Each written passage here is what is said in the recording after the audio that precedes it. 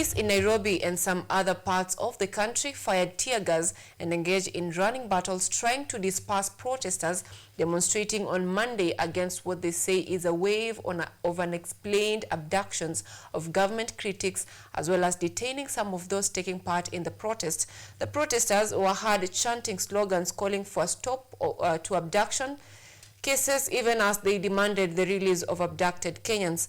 Ocheng Cynthia with more.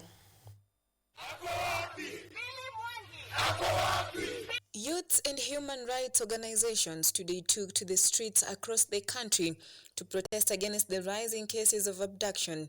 The protesting groups demanded for the setting free of the abductees critical to President Ruto's administration. In Nairobi CBD, protesters were seen holding placards with anti-abduction messages calling on the government to release those who have been abducted.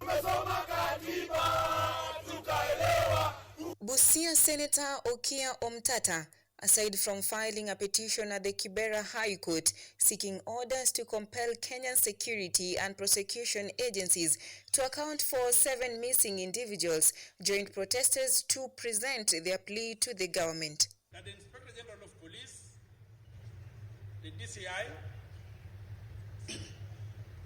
and even the director of the NIS, if it is true that they don't know what's going on, should resign. There are people who have been criticizing government. The only person who could be picked by the criticism is government. And so government is abducting these people in an attempt to intimidate them. So to try and pretend that they don't know what is happening is not acceptable.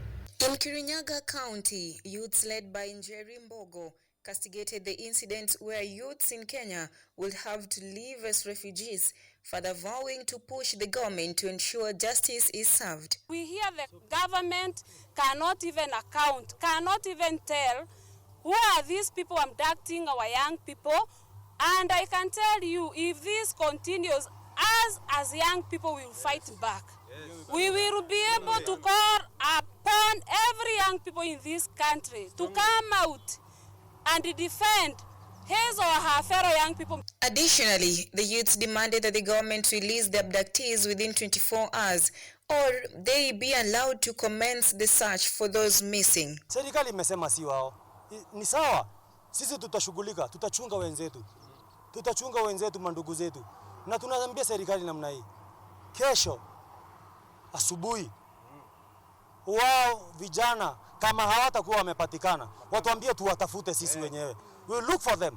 We are capable of doing that. The case was different in Mombasa County, as police were seen attempting to block youths who were marching to demand for justice for their missing peers.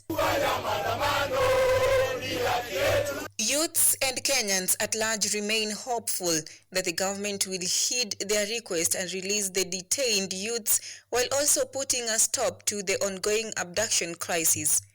Ocheng Cynthia, KUTV.